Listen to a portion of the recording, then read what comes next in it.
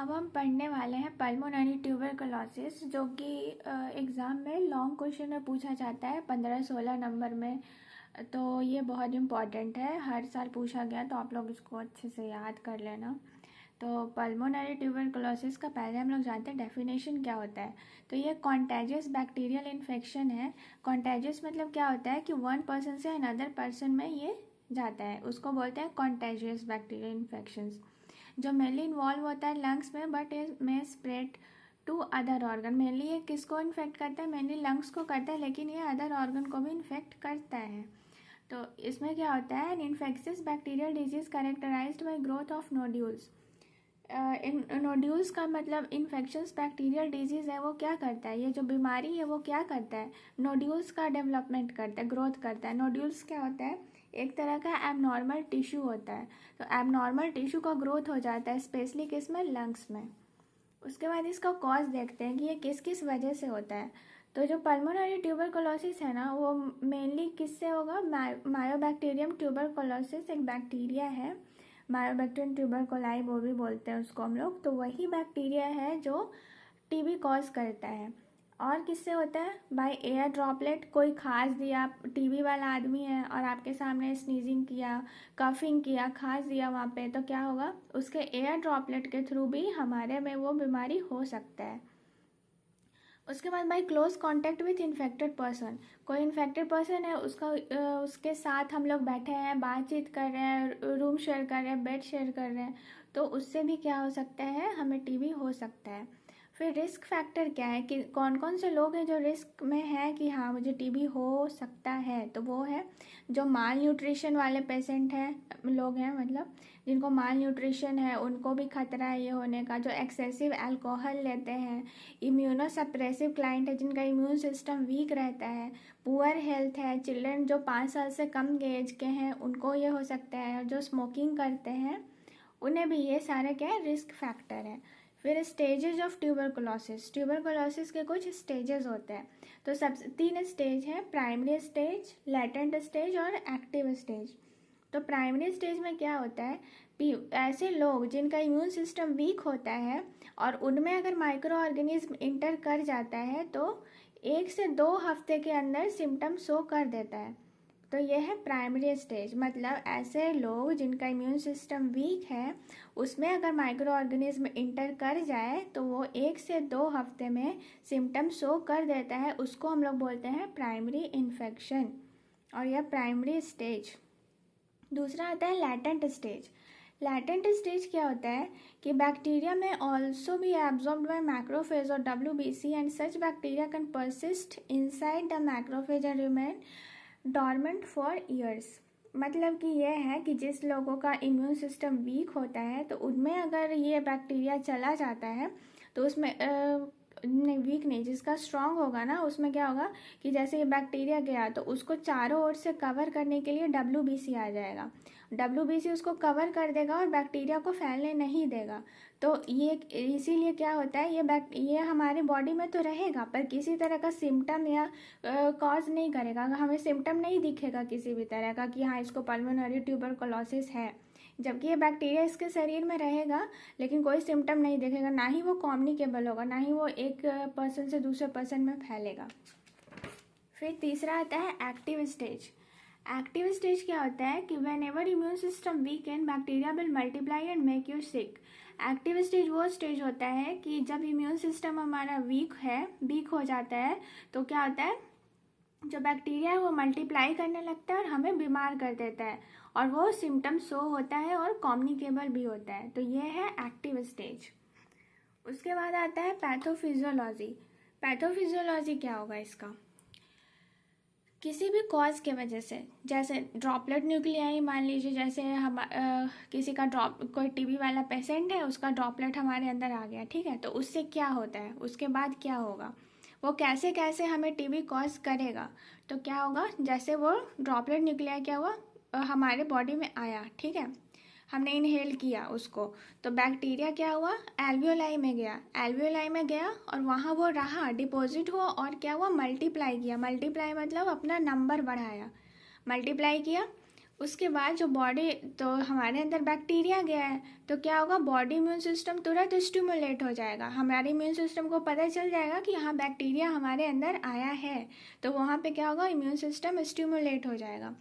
उसके बाद macrophage come and destroy many bacteria and normal tissue. उसके बाद मैक्रोफेज आएगा, मैक्रोफेज और WBC आएगा और क्या करेगा, उसको डिस्ट्रॉय करेगा, जो बैक्टीरिया आया है उसको डिस्ट्रॉय करेगा। Many bacteria and normal tissue, वो बैक्टीरिया को भी डिस्ट्रॉय कर देता है, लेकिन साथ साथ कुछ नॉर्मल टिश्यूज़ होते हैं ना, उनको भी ये डिस्ट्रॉय कर देता है।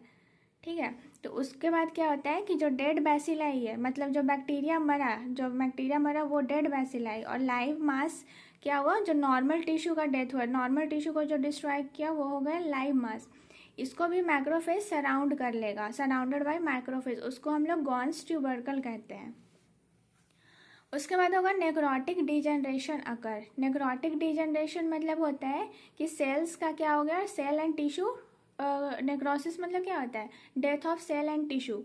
तो क्या हुआ, सेल और टिश्यू का डेथ होने लगा, जिसके वजह से एक कैविटी बन गया। कैविटी बन गया तो क्या हो गया, कैविटी में क्या हुआ, चीज़ लाइक मास जो होता है, एक ट्यूबरकल बैसिलाई, डेड WBC और नेक्रोटिक टिश्यू है, वो सारा जाके वहाँ पे डिपॉजिट हो गया। जो कैविटी बनाना, खाली जगह बनाना, उसमें ये सारा जाके डिपॉजिट हो गया, जिसके वजह से क्या हुआ, हमें TB हुआ, पल्मोनरी ट्यूबरकुलोसिस हुआ। उसके बाद हम पढ़ेंगे इसका साइन एंड सिम्टम क्या है। साइन एंड सिम्टम है बहुत देर तक खांसी होना, बहुत दिनों तक, 3 वीक से ज़्यादा भी हो सकता है, कफ में ब्लड आना, फीवर होना, बहुत तेज़ फीवर रहेगा उसमें, चेस्ट पेन होगा, सांस लेने में प्रॉब्लम होगी, ठंड लगेगी, लेकिन नाइट के टाइम में बहुत स्वेटिंग होगा, लॉस ऑफ एपेटाइट मतलब होता है भूख ना लगना, भूख नहीं लगेगा, वेट लॉस होगा, वीकनेस फील होगा, और फटीग मतलब होता है थकान फील होगा। उसके बाद आता है डायग्नोस्टिक इवैल्यूएशन। डायग्नोस्टिक इवैल्यूएशन मतलब कि हम लोग कैसे पता लगाएंगे कि इसको TB है। तो सबसे पहले तो फिजिकल एग्जामिनेशन करेंगे, उसको देख के पता करेंगे कि इसको क्या प्रॉब्लम है। फिर हिस्ट्री कलेक्शन करेंगे, मतलब उससे पूछेंगे कि तुम्हारे फैमिली में किसी को TB था या नहीं था, उसका सारा डिटेल्स लेंगे। उसके बाद चेस्ट एक्सरे कराएंगे, चेस्ट एक्सरे से ये पता चलेगा कि उसमें नोड्यूलर पैचेस प्रेजेंट हैं या नहीं है, मतलब नोड्यूल्स मतलब क्या हुआ, एबनॉर्मल टिश्यूज़ प्रेजेंट है या नहीं है। उसके बाद स्पूटम टेस्ट करवाते हैं, उसमें एसिड फास्ट बैसिलाई का प्रेजेंट है कि नहीं वो पता चलेगा। फिर मॉन्टेक्स टेस्ट, ये जो मॉन्टेक्स टेस्ट है ना, वो सबसे मेन टेस्ट है ट्यूबरकुलोसिस का।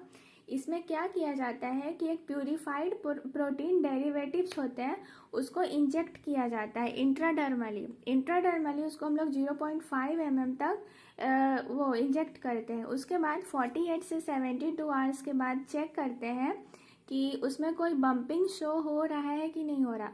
अगर जहाँ पे इंजेक्शन पड़ा वहाँ पे अगर 5 mm का 5 mm का बम्पिंग शो हुआ तो समझ जाना कि रिपोर्ट पॉजिटिव है, उसको TB है। उसके बाद आता है ब्लड टेस्ट WBC चेक करेंगे कि WBC बढ़ा हुआ तो नहीं है इन्फेक्शंस के वजह से, और ESR बढ़ा है कि नहीं वो चेक करेंगे। फिर ESR में भी expected in children with tuberculosis. ESR है जो चिल्ड्रन में एक्सपेक्टेड होता है जिनको ट्यूबरकुलोसिस होता है। उसके बाद पढ़ते हैं मेडिकल मैनेजमेंट। मेडिकल मैनेजमेंट क्या होता है, इसमें हम लोग फर्स्ट लाइन ड्रग्स देते हैं। फर्स्ट लाइन ड्रग्स को हम लोग ऐसे याद करेंगे, IRPS इरपिस, I से हो गया आइसोनियाजिड, R से हो गया रिफाम्पिसिन, P से पायराजिनामाइड, E से इथैम्ब्यूटल और S से स्ट्रेप्टोमाइसिन। सेकेंड लाइन ड्रग्स याद करेंगे, केप्ट, kanamycin, ethionamide, para amino salicylic acid और थायाएसिटाजोन।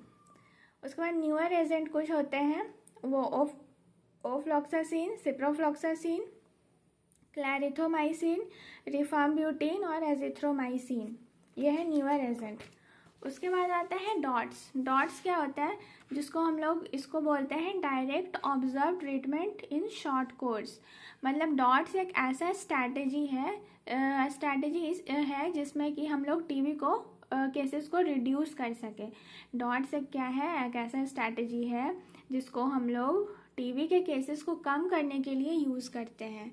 डॉट्स में क्या होता है ना कि जो वर्कर्स होते हैं वो पेशेंट के जो हेल्थ केयर वर्कर्स होते हैं वो पेशेंट को अपने अंडर ऑब्जर्वेशन रखते हैं और वहीं पे अपने साथ ही उनको मतलब मेडिसिन्स वगैरह जो भी देते हैं वो अपने सामने देते हैं, मतलब अंडर ऑब्जर्वेशन रखते हैं।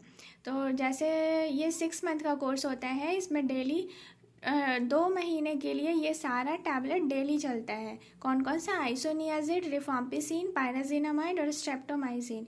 ये डेली होता है, 2 मंथ के लिए डेली चलता है। उसके बाद 4 महीने तक आइसोनियाजिड और रिफाम्पिसिन डेली चलता है। तो ये है डॉट्स थेरेपी जो कि ट्यूबरकुलोसिस में यूज़ करते हैं। तो आप लोग इसको याद कर लेना, ये बहुत इंपॉर्टेंट है, हर साल पूछा जाता है।